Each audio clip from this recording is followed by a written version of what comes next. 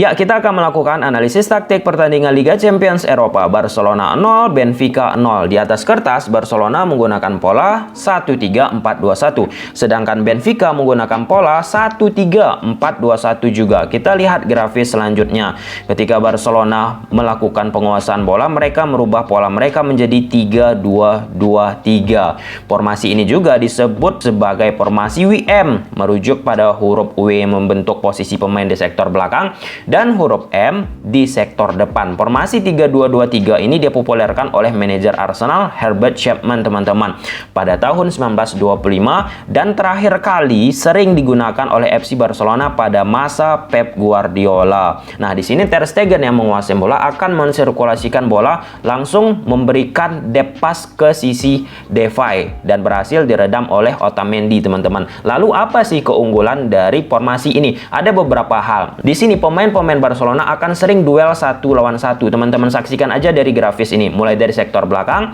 mulai dari sektor tengah, kemudian sampai dengan sektor depan, pemain-pemain FC Barcelona akan sering duel 1 lawan 1. Yang kedua, teman-teman, di setiap koridor yang terdiri dari wide area kiri, wide area kanan, ataupun half space kiri, half space kanan, dan center, teman-teman, setiap koridor ada pemain Barcelona yang akan melakukan penyerangan. Hal ini akan menuntut pemain-pemain FC Barcelona harus cerdas dalam melakukan pergerakan tanpa bola, dan banyak hal lain yang bisa kita petik dari formasi WM ini. Kita saksikan Ter Stegen langsung ke posisi Depay, berhasil diredam Otamendi. Kita lihat di lapangan, possession ball dilakukan oleh FC Barcelona membentuk formasi yang sering dijuluki WM ataupun 3-2-2-3. Pep Guardiola sampai sekarang menggunakan formasi ini beberapa kali, dan ini merupakan fakta sejarah. Formasi WM yang dulu sering digunakan Pep Guardiola di FC Barcelona again digunakan kembali oleh Xavi di FC Barcelona. Nah, teman-teman saksikan, setiap pemain FC Barcelona akan rutin berhadapan satu persatu, mulai dari Lenglet, Rafa, kemudian Pique, Roman, kemudian Araujo, Everton, kemudian Busquets, Mario, kemudian Frenkie de Jong, Julian, teman-teman. Di sektor depan juga teman-teman saksikan 5 lawan 5. Pada momen ini Ter Stegen akan langsung memberikan deep pass. Deep pass itu passing yang orientasinya dari lini belakang ke lini depan secara progresif, teman-teman. Berhasil diredam oleh Otamendi. Oke. Kembali Barcelona melakukan build up serangan dari Pique ke posisi Araujo. Tetap skema dan konsep mereka itu sama, FC Barcelona. 3 back di belakang, 2 gelandang di tengah, dibantu oleh Nico ataupun Gavi yang beredar di area-area half space, teman-teman, ataupun wide area yang membantu menarik perhatian pemain-pemain Benfica. Contohnya pada momen ini, Araujo yang menguasai bola akan memberikan ke posisi Nico yang masuk ke sisi wide area. Vertonghen, teman-teman, tertarik ke posisi Nico, sehingga diharapkan oleh Xavi, pemain-pemain Barcelona akan melakukan pergerakan tanpa bola untuk mengekspos sisi half space yang ditinggalkan oleh Vertonghen. Seperti apa yang kita sampaikan di awal tadi, duel 1 lawan 1 tidak bisa dielakkan. Teman-teman saksikan kembali, Araujo ke posisi Nico, Vertonghen tertarik, 1 lawan 1 dilewatkan Nico. Kembali di sini pemain-pemain Barcelona unggul jumlah. Orientasinya jelas, 1 lawan 1 pasti akan sering terjadi dengan konsep permainan seperti ini. Sekarang 5 pemain FC Barcelona melawan 4 pemain dari FC Barcelona. Jelas Barcelona memanfaatkan lebar lapangan di sini pada akhirnya nanti, baik itu dari sisi kiri Alba ataupun sisi kanan Demir, teman-teman. Nah, pada momen ini Nico terus membawa bola dan akan memberikan passing ke posisi Demir. Namun Demir melakukan salah passing sehingga serangan dari FC Barcelona gagal. Jelas konsep permainan FC Barcelona kembali dilakukan, kemudian Araujo yang menguasai bola akan mencoba membawa bola ini dan memberikan ke posisi Demir. Nah, tak bisa dielakkan duel 1 lawan 1 yang akan terus-menerus dihadapi oleh FC Barcelona pada saat melakukan build up serangan. Nah, contoh pada grafis ini jelas sekali, teman-teman. Pique ditekan oleh Roman, Busquets ditekan oleh Mario, kemudian Araujo Everton, Nico Ian Vertonghen, kemudian Demir Gri, teman-teman. Inilah pentingnya ketika menerapkan seperti ini, fleksibilitas, movement of the ball, selain daripada skill individu melewati satu persatu menjadi hal yang krusial. Nah, di sini berhasil diredam oleh Everton, di intercept.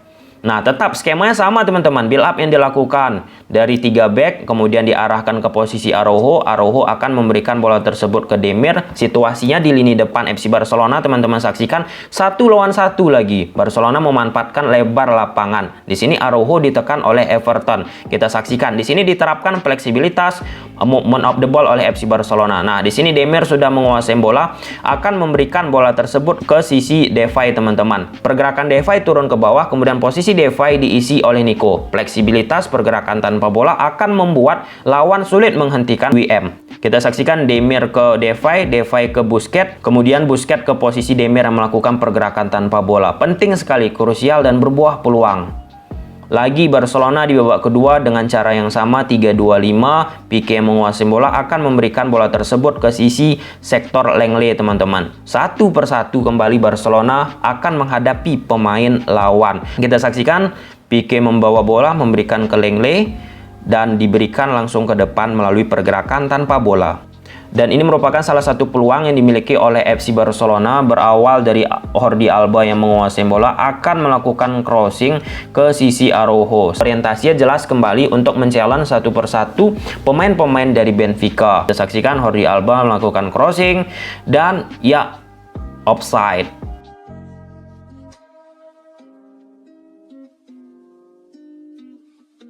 Dan ini merupakan data pergerakan rata-rata pemain Barcelona yang menunjukkan seperti apa yang kita sampaikan tadi, 3-2-2-3 yang diterapkan oleh FC Barcelona ataupun sering dijuluki WM.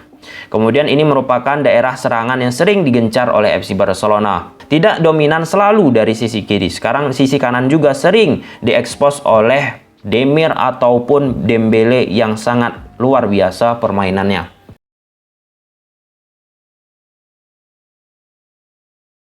Dan ini merupakan skema 3-2-2-3 yang diterapkan oleh Pep Guardiola di Manchester City, teman-teman. Nah, di sini Ederson dilibatkan untuk melakukan build up serangan. Sama seperti grafis selanjutnya yang bakalan kita saksikan. Xavi Hernandez juga menerapkan apa yang dilakukan Guardiola seperti di grafis ini. Nah, Ederson yang menguasai bola akan mengincar ataupun meletakkan bola tersebut ke belakang garis pertahanan lawan sehingga plank kiri ataupun plank kanan akan masuk ke dalam, teman-teman.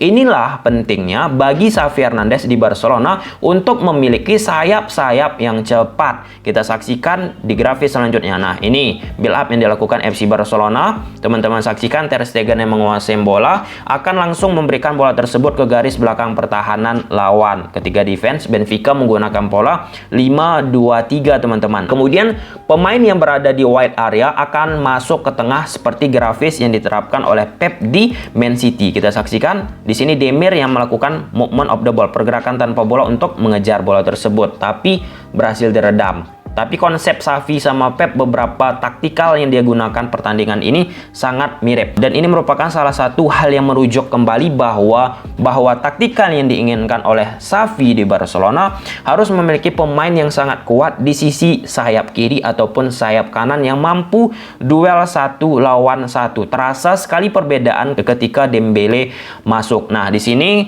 transisi cepat dilakukan oleh FC Barcelona.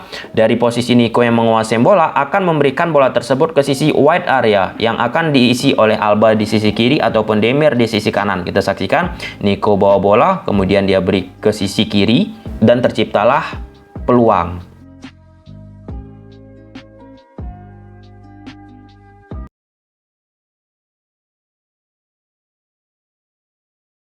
Dan ketika Benfica melakukan serangan, teman-teman, pemain Barcelona langsung melakukan pressing. Ini merupakan 2 pertandingan beruntun Barcelona menerapkan pressure seperti ini.